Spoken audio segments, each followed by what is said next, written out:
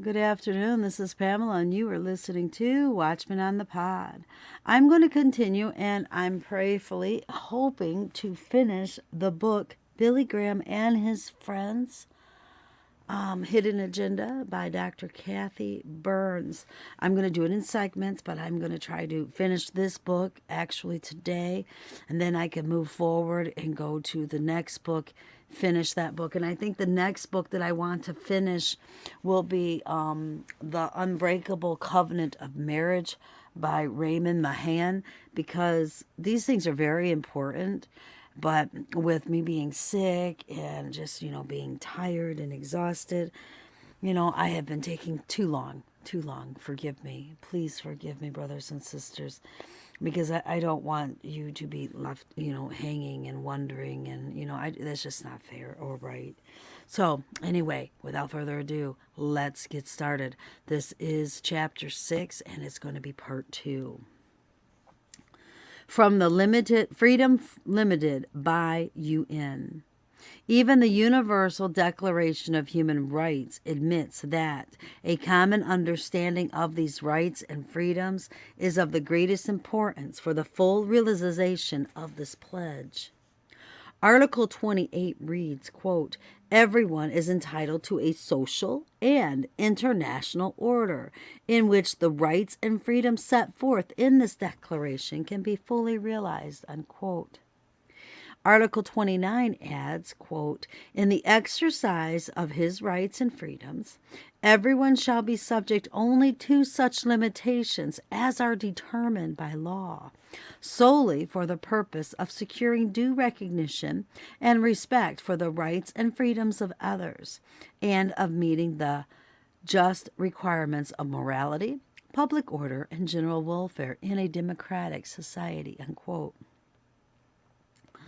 Article 29 continues, quote, "These rights and freedoms may in no case be exercised contrary to the purposes and principles of the United Nations," unquote.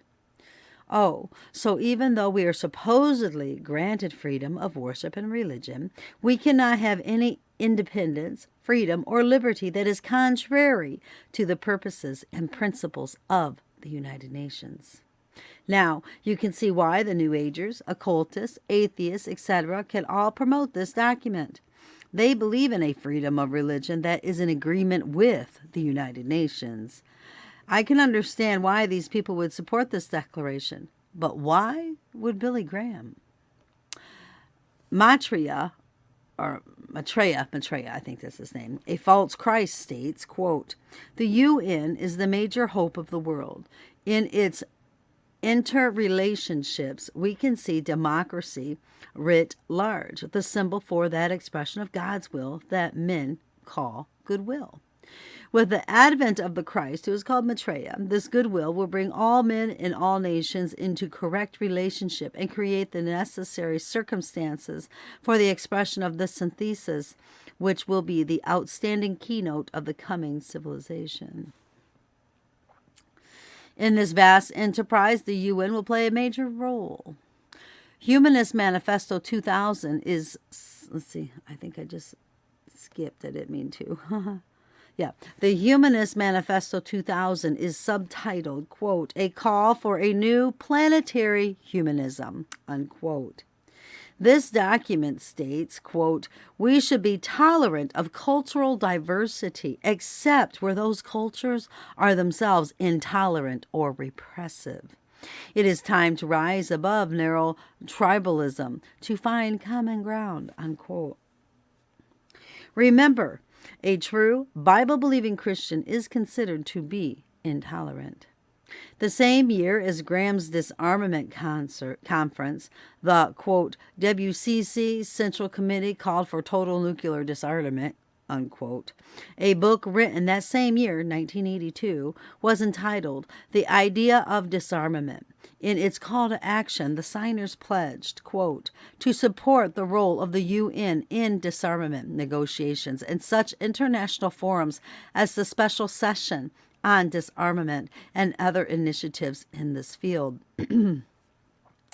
to support ecumenical programs concerned with disarmament, especially the World Council of Churches program for disarmament and against militarism and the arms race, and to cooperate with other non-governmental programs for disarmament. To express readiness to unite our efforts for peace and disarmament with the followers of all religions and all persons of goodwill. Unquote. Signers of this declaration included at least 10 people associated with the NCC and the WCC. Disarmament. The topic of disarmament has long been on the National and World Council of Churches agenda, and the WCC was a founding member of the International Actions Network on Small Arms. One New Age group reminds us, quote, "From the beginning, the World Council, through its Commission of the Churches for International Affairs, gave helpful criticism and support to the United Nations on issues such as human rights, international peace and security, disarmament, refugees, economic and social development, and decolonization." Unquote. The NCC is a member of the Coalition for a New Foreign Policy, which promotes arms control and disarmament. Other members include Americans for Democratic Action, Democratic Socialists of America, Fellowship of Reconciliation, Friends of the Earth, Grey Panthers, National Office of Jesuit Social Ministries, Oxfam America, Pax Christi USA, Quaxit Center, Sane Freeze, Unitarian Universalist Association, Unitarian Universalist Service Committee, War Registers League, and the World Federalist Association. Jeffrey Huffman explains, quote, "Disarmament is a first step toward a communist-type dictatorship," unquote. In 1983, just 1 year after Graham's Soviet-sponsored disarmament conference in Moscow, he had a meeting called Amsterdam 83. This conference, says one researcher, quote, "gave a platform for communist propaganda by representatives of the following communist nations: USSR, Bulgaria, Cuba, Czechoslovakia, German Democratic Republic, Communist East Germany, Hungary, Poland, Romania, Armenia, and Yugoslavia. They were all there because Billy Graham wanted them there." True, this platform was that of a workshop rather than the main assembly, but the deceptiveness was heightened by the fact that it was listed under the title Resistant Peoples and Difficult Areas Marxist. The obvious impression was that this workshop would present suggestions for reaching people for Christ in communist countries. Instead, it really amounted to a defense of communism and a criticism of anti-communism. In addition, this workshop was personally chaired by Dr. Walter H. Smith, who is the chief executive officer in Graham's organization. Smith went out of his way to present the most favorable image possible for the first speaker from the Russian Orthodox Church, Metropolitan Vladimir, referring to the great and rich traditions of Orthodoxy. The Orthodox Church in communist countries is not only a chief apologist for communism, but is under God's curse for preaching another gospel, unquote. National Religious Partnership for the Environment. Returning to the joint appeal by religion and science for the environment, we find that by 1993 it changed its name to the National Religious Partnership for the Environment, NRPE, and announced its $5 million program to underscore the connection between addressing issues of poverty and the environment. The partnership is a formal agreement among the U.S. Catholic Conference, National Council of Churches of Christ, NCC, Coalition on the Environment and Jewish Life, and the Evangelical Environmental Network, EEN. The partnership grew out of a 2-year process of consultation, strategic planning, and pilot programs enacted by senior religious leaders in collaboration with eminent scientists and bipartisan, I can't say that word, congressional group, unquote. Quote, founded in 1993 by Vice President Gore, the National Religious Partnership for the Environment, also based on St. John the Divine, has distributed tens of thousands of packets containing ecologically oriented prayers, sermon ideas, and Sunday school lessons to Catholics, Protestants, Jewish, and evangelical congregations across the country. Its director is convinced that the eco crisis will transform what it will mean to be religious in the 21st century, unquote. Quote again, the purpose of the NRPE is to merge science and religion, paganism, and to recruit volunteer laborers for the state while turning millions of congregants into spiritual political action force for Mother Earth, Gaia, unquote. Whew. Read carefully, quote, read carefully the statement issued by the partnership. Ancient faith communities are hereby resolving to integrate to a new world historical challenge throughout all dimensions of religious life. This is not only a contribution to global justice and sustainability, but an affirmation of what it must mean from now on to be truly and fully religious, unquote. Before moving on, let's look briefly at NRPE's co-founder, Al Gore. As a senator in 1989, he co-sponsored a bill in Congress to use tax monies to study New Age and occult methods such as ESP, biofeedback, visualization, transcendental meditation, Zen, yoga, and other forms of Eastern mysticism, unquote. He is an, quote, official member of the executive committee of the New York-based Global Forum of Spiritual and Parliamentary Leaders on Human Survival, a major New Age occult globus organization, along with Buddhist Nichiko Nuwano, Hindu Kuran Singh, ultra-liberal Rabbi Gurham Zoedrap, Islam's Vicar Hamadi, Native American tribal leader Oren Lyons, Catholic Franz Cohen of Austria, and others. Global Forum is co-sponsored of the World Parliament of Religions, a gala event that promotes population control. Global Forum is also working with Russia's Mikhail Gorbachev to establish him as head of a new environmental organization to be called the International Green Cross, unquote. Congressional Clearinghouse on the Future. Gore was chairman of the Congressional Clearinghouse on the Future for a number of years. Quote, the Congressional Clearinghouse on the Future, founded 1976, publishes a newsletter titled What's Next?, now reprinted by the Congressional Institute for the Future.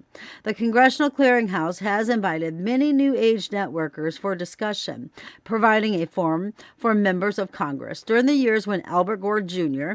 was chairman or on their executive committee, there were discussions by Marilyn Ferguson, Isaac Asimov, Norman Cousins, William Harmon, and others when Chairman Gore arranged for a number of members of the Congress to participate in sessions of the Fourth General Assembly of the World Future Society.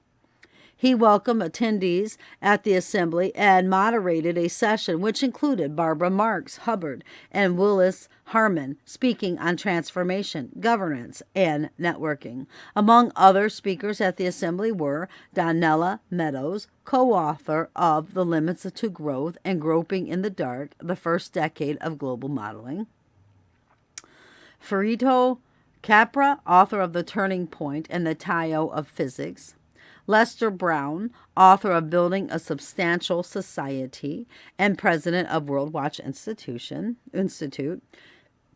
James Channon, First Earth Battalion; Jean Houston on Religion and the Future of Human Consciousness; Harlan Cleveland, author of Management of Sustainable Growth and the Third Triad World Order; and Marilyn Ferguson, author of The Aquarian Conspiracy. One panel discussion theme was networking toward a new age, unquote. The U.S. News and World Report mentions that the Congressional Clearinghouse on the Future has provided a forum that has given some psychics a platform in the Capitol, unquote. A paper from the World Future Society, WFS, bragged that they helped to establish the Congressional Clearinghouse on the Future. WFS explains, quote, often these conferences serve as forums for world leaders to announce their plans. You can get an exclusive advance view. For example, at our 1989 conference, then Senator Albert Gore Jr., now the vice president, spelled his views on the environment and population. Gore also was a participant in the State of the World Forum. Gore praises homosexual group. As vice president in March 1995, Al Gore and his wife Tipper opened their home to 150 homosexual political activists and praised the leadership of the Human Rights Campaign Fund, possibly the largest gay lobby. Gore said, quote, "It's a wonderful thing to do what you're doing, and that's devoting your lives to others," unquote. He remarked, quote, "This dedication is an outgrowth of the way you live your entire life," unquote. Tipper Gore added, quote, "We very deeply share your vision of a society that is fair and free of discrimination for gays," unquote. More recently, he endorsed the Ellen coming out episode and said it forced millions of Americans to look at sexual orientation in a more favorable light, unquote. As Senator Gore voted to continue funding the National Endowment for the Arts, NEA, so that the NEA could proceed with their pornographic filth, that very year, 1991, the NEA received wow, did they really? They received $174,083,000 in taxpayer funding from the federal government, unquote. Did you read that? Did you see that? I ain't exaggerating. That's exactly what it says. This is what it says. 174,083,000. That's 9 numbers. That's 174 million taxpayer dollars. Wow. Okay, let me keep going. I think most of my readers are aware of the trash that the NEA funds with your tax dollars, but for those who are not familiar with this, I'll list a few items. So here we're going to find out where your dollars went to. Karen Finley, who calls herself Queen of the Dung Dynasty, received NEA funds for her performance, which included witchcraft and obscene props. She appeared nude on stage, smeared herself with chocolate, screaming "God is dead," while she burned several American flags before a wildly cheering audience. She received at least 4 grants from the NEA. NEA grantee Holly Hughes works to advance lesbianism. Her stage performance includes a scene in which she inserts her hand into her genitals and speaks of seeing Jesus between mother's hips. I don't know about you, but right now my blood's starting to boil really bad. The producers of Poison received $25,000. This movie has graphic homosexual scenes. The main character, Broom, is a young thief. In prison, he is shown being raped by a fellow inmate, fondling another male's genitals, brutalized, and ultimately shot to death as he attempts to escape from prison.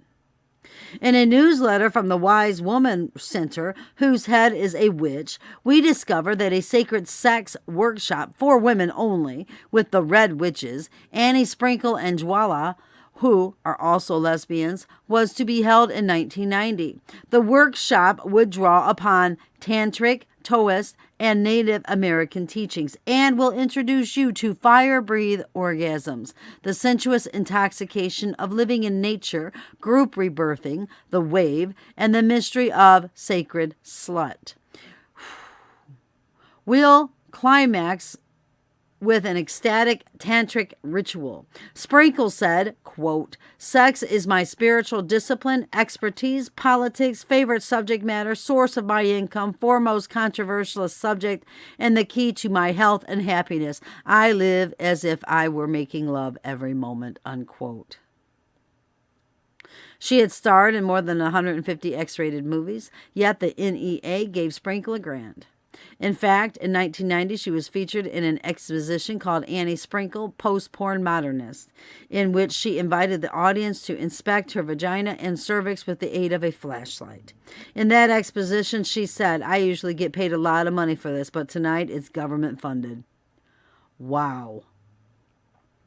This show involved on-stage masturbation with a variety of sex toys and urination, unquote. Artist Andre Serrano got a $15,000 National Endowment for the Arts grant for his display of a crucifix in a jar of his own urine. It was called P. Christ, unquote. The NEA also provided $30,000 in tax money for a traveling display of homoerotica photographs.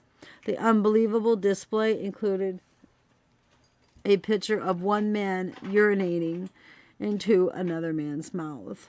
The rest of the display, showing perverted homosexual acts, was so pornographic and sick that it cannot be described. Congressmen opposed to further financing of such art were prohibited from bringing the photos into the halls of Congress, even though the art had been paid for by tax money.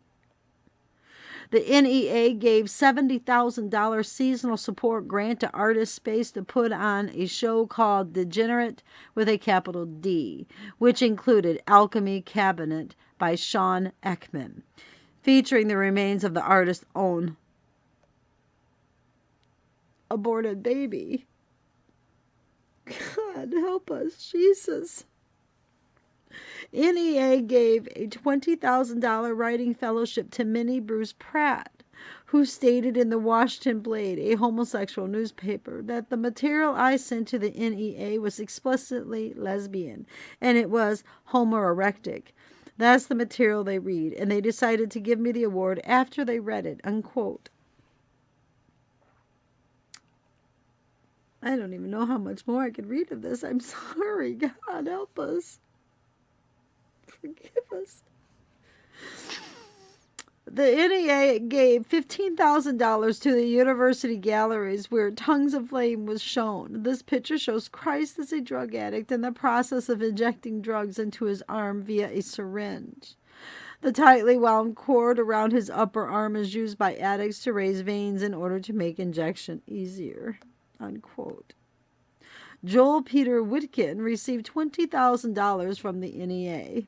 His sick photographs include testicle stretch, women castrating a man, the maquette for, I don't know what that means, for crucifix, his picture of a corpse head sliced in two, sold for $27,000 at Sotheby's in 1990. This was his fourth NEA grant. And I'm going to skip this next one because I just can't. I just can't.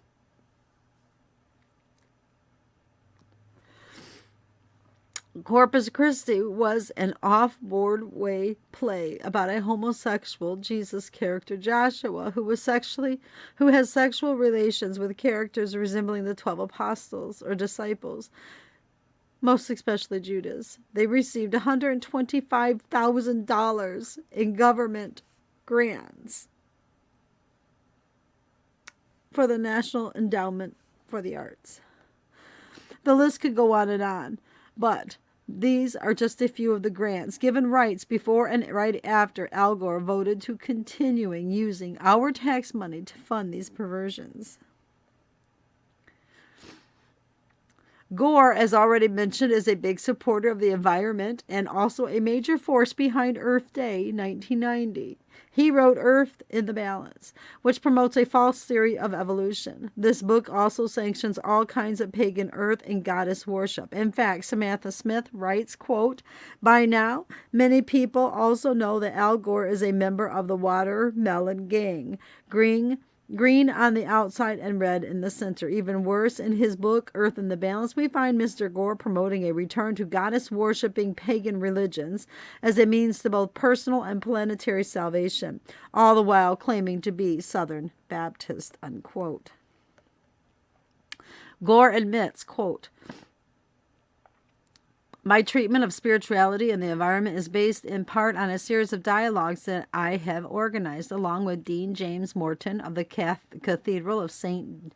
John the Divine in New York City, and Carl Sagan, who active help from my colleague, Senator Tim Rith. These dialogues between scientists and religious leaders have been aimed at exploring the common ground between these two worlds," unquote. We'll discuss Morton shortly. No wonder the editors of the witchcraft magazine, The Green Egg, stated, quote, few pagans would change much more than a pronoun. Gore's philosophy of the earth, says the witchcraft magazine's editor, is ecstatic tones, is music to our ears, unquote. Gore blames Christianity. Dave Hunt noted that Gore, quote, praises goddess worship and blames Christianity for wiping out the last vestige of organized goddess worship. He praises Islam, Hinduism, Sikhism, Baha, as well as heretical Catholic priest Teilhard de Chardin, known as the father of the New Age. The book, in his own words, confirms the fact that Gore, who was one of the speakers at Global Forum in Moscow, a veritable New Age summit, is a zealous New Ager who advocates a new faith in the future, which will be a return to paganism, worship of the earth as a sacred, unquote. Another author states, quote, in his book, Gore endorses Eastern and mystery religions, the worship of the ancient goddess, Hinduism, Buddhism, and Islam. But he blasts Christians who he says are afraid to open their minds to teachings first offered outside their own system of belief. Gore dislikes fundamental Christians who try to believe the Bible, who truly believe the Bible. He says that because Christians refuse to believe that the earth is our sacred mother, that Christians are a threat to the survival of humanity. He calls Christians a blight on the environment. He also states that to believe in the Bible prophecy is unforgivable. He said, not only is this idea heretical, it is appalling, self-fulfilling prophecy of doom. Gore says he is friendly with the Dalai Lama, the Tibetan Buddhist, who claims to be a reincarnated God on earth. Gore is a favorite speaker at the New Age conferences, and last year he spoke on the environment of spirituality for Common Boundary, a globalist New Age group. Other speakers at the seminar promoted witchcraft and goddess themes.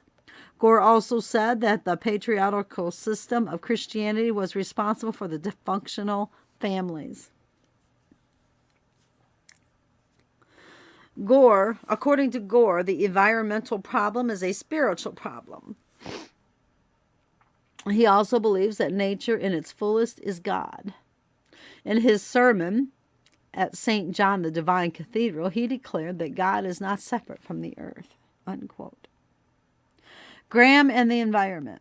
In spite of Gore's heresy, occult beliefs, and New Age orientation, Billy Graham met with him February 1995. Elisa C. Shepard commented that Graham had a 2-hour candlelit dinner with Vice President Al Gore, spending a third of the session talking about the environment, Gore's signature issue. Afterwards, Graham said he would speak publicly on ecology and our responsibility to the environment after meeting with the environmental experts, unquote. After this meeting with Gore, Cal Thomas asked Graham, quote, you've been reluctant to speak out on the top social issue of our time, abortion. Why? To which Graham responded, quote, I think the top social issue of our time may be ecology, the environment. I think that's more dangerous, and I'm going to start speaking out on it, unquote. On another occasion, Graham said, quote, we Christians have a responsibility to take a lead in trying to take care of the earth, unquote. Graham's emphasis on the environment reminds me somewhat of what the former General Secretary of the National Council of Churches, Joan Brown Campbell, said. She claims that, quote, the goal is to make global warming a limitless test for the faith community, unquote. Campbell, by the way, is on the board of the National Religious Partnership for the Environment and one of the presidents of the World Conference on Religion and Peace. Quote, the World Conference on Religion and Peace, WCRP, is dedicated to promoting cooperation among the world's religions for peace. A worldwide movement based on respect for religious differences, WCRP has members in over 100 countries. Accredited to the United Nations, WCRP engages in vigorous peace-promoting initiatives throughout the world on a multi-religious basis.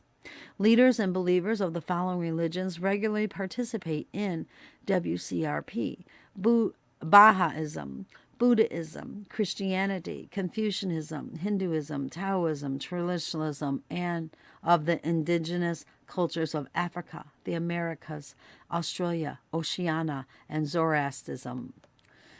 Quote, WCRP provides a potent base on local, national, regional, and global levels for a variety of peace-related activities. Examples include promoting religious tolerance, working for disarmament, encouraging equitable and sustainable development, and sponsoring environmental projects. To give you a better idea of what Campbell stands for, a few years ago she met with the Gay and Lesbian Metropolitan Community Churches, UFMCC. She went so far as to arrange her travel plans in order to participate in the UFMCC gathering and show her support of civil rights for them. Of course, the NCC has been showing support for homosexuals for quite some time already. Over 20 years ago, the National Gay Task Force received support from the NCC. Also, when Senator Paul Tonkas planned to introduce a gay rights bill, support once again came from the NCC. The NCC's support for gays even include large monetary gifts. For instance, the Church World Service, an arm of the National Council of Churches, donated $30,000 to the UFMCC for its program with Cuban homosexuals. Returning to Campbell, we find that in September 1995, she spoke before the United Nations and condemned the privatizing of life, which inspires resistance to the United Nations concept of a global neighborhood. She condemned those preoccupied with my family, my property, my children, and said such selfishness calls us away from building a world community. Unquote. I'm going to end that there. I've got to take a minute and walk away. But I am going to continue to read this today. I just want you to know I'm troubled. I can't help it. And if you heard everything I read and you're not troubled, you might want to go back on your knees and pray. Seriously. I love you all so very much. Keep your eyes on Jesus, brothers and sisters. Your nose in the book, which is the Word of God, and embed the Word of God upon the tablets of your hearts, so you will not be deceived, and you will not sin against God. I love you all so very much. Bye-bye.